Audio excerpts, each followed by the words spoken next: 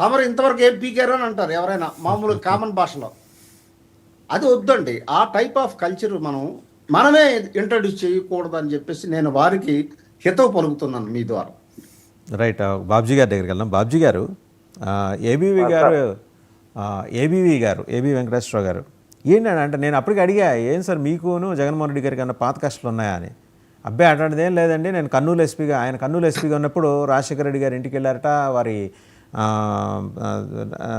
జగన్మోహన్ రెడ్డి గారిని కలిసినప్పుడు చెప్పారట, మీ నాయనమ్మ గారి ఆశీర్వాదం కూడా తీసుకున్నాను అని. ఈయన లీడర్ ఆఫ్ అపోజిషన్ ఉన్నప్పుడు ప్రోటోకాల్ లేకపోయినా సరే వెళ్ళి ఇంటెలిజెన్స్ డీజీగా బాధ్యతలు తీసుకున్న తర్వాత తను పరిచయం చేసుకుని, అయ్యా నేను ఏబీ వెంకటేశ్వరరావు ఇంటెలిజెన్స్ డీజీగా నేను బాధ్యతలు స్వీకరించాను, మర్యాదపూర్వకంగా మిమ్మల్ని కలుసుకోవడానికి వచ్చాను. బట్ జగన్మోహన్ రెడ్డి గారు was little bit uncomfortable in receiving him అనే మాట కూడా ఉన్నారు. తర్వాత అదే మొదటి సమావేశం, అదే చివరి సమావేశం కూడా, అది కూడా చెప్పుకొచ్చారు.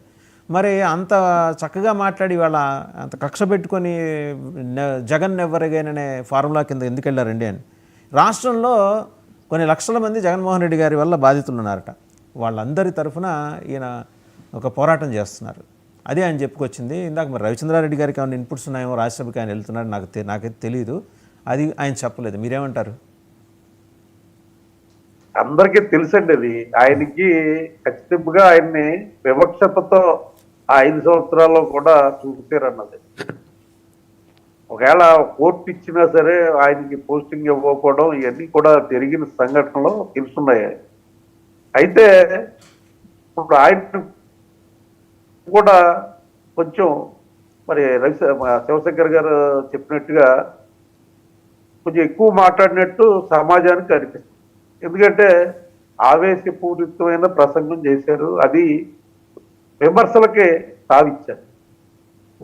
కానీ ఆయన కూడా చాలా బాధలు అనుభవించారు 5 సంవత్సరాల్లో అన్నది వాస్తవం.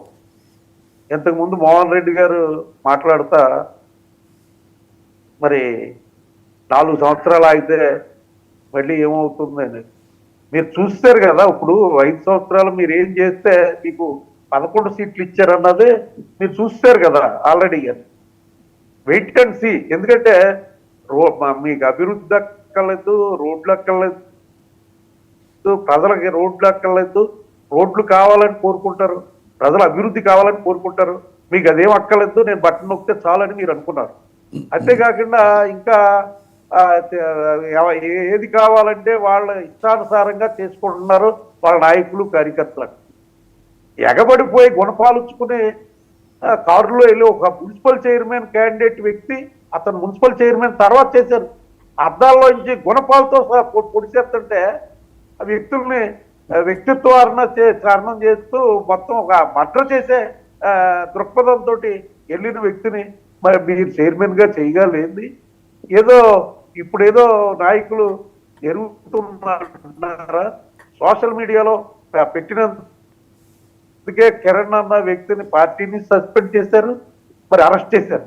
అదే జగన్మోహన్ రెడ్డి గారు ఏం చేశారు, అసెంబ్లీలో మరి భువనేశ్వరమ్మని ఇష్టానుసారంగా మాట్లాడితే వెకిలి నవ్వులు, వెకిలి వ్యంగ్య బాష్పాలు, అన్ని రకాలుగా ఆవేళ మీరు చేసిన పనులే మీకు శాపాలయ్యి మరి ప్రజల్లోకి వెళ్ళిపోయి అదంతా కూడా వీళ్ళు ఏ రకంగా ఉన్నారు, వీళ్ళ బిహేవియర్ ఎలా ఉంది అనేది ఆలోచించిన తర్వాతే మీకు 11 సీట్లు ఇచ్చారని చెప్పి నేను తెలియజేస్తాను. సరే, వాళ్ళ 11 సంగతి సరే, కానీ మన ఏబీవీ గారి సంగతి చెప్పండి. అంటే ఆయనకు మీరు ఏమైనా ఆఫర్ చేస్తున్నారా రాజ్యసభ సీటు? అది అసలు ఆ రాజ్యసభ సీటు ఎవరికి వెళ్తుందో మీకు తెలుసు, నాకు తెలుసు, రవిచంద్రారెడ్డి గారికి బాగా తెలుసు. సో కన్ఫర్మ్ చేస్తున్నారు అది విజయసాయి రెడ్డి గారికి బీజేపీ ద్వారా వెళ్ళబోతుందని. సో బాబ్జీ గారు కాన్ఫిడెంట్ గా ఉన్నారు అది విజయసాయి రెడ్డి గారికి వెళ్తుంది, బీజేపీ. ఎవరికి అసలు ఏబీ వెంకటేశ్వర గారు పేరే ఉండదు అక్కడ. అసలు అది ఎవరికి వెళ్తుంది అన్నది అందరికి తెలుసున్నదే. అది ఇంకా సమాజానికి మొత్తం వచ్చేసింది అది ఎవరికి వెళ్తుంది అనేది. ఇంకా మీరే ఆలోచించుకోండి. అది మళ్ళీ ఒక వారం పోయిన తర్వాత చేస్తే 22, 23 తారీఖులకి మళ్ళీ మమ్మల్ని పిలవండి, అప్పుడు చెప్తాం అది ఏంటది. తప్పనిసరిగా రవిచంద్రారెడ్డి గారు అయితే ముందుగా మీకు శుభాకాంక్షలు చెప్పాలేమో, ఎందుకంటే విజయసాయి రెడ్డి గారు బీజేపీ ద్వారా మళ్ళీ ఆ సీటు తన సీటు తానే అక్కడ తెచ్చుకోబోతున్నారని, అంతేనా? సార్ వాసుదేవన్ గారు, విజయసాయి రెడ్డి గారు బీజేపీలోకి వస్తారనేవి మీడియా మాధ్యమంగా వస్తున్న వార్తలే కానీ ఇంకా ఆయన నోరు తెరిచి కేటగారికల్ గా చెప్పలేదు. పార్టీ నుంచి ఎటువంటి అనౌన్స్మెంట్ కూడా లేదు.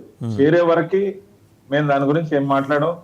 చేరింతే స్వాగతించడానికి పార్టీ నాయకత్వం నిర్ణయం తీసుకున్నప్పుడు అందరం కూడా సంతోషపడతాం.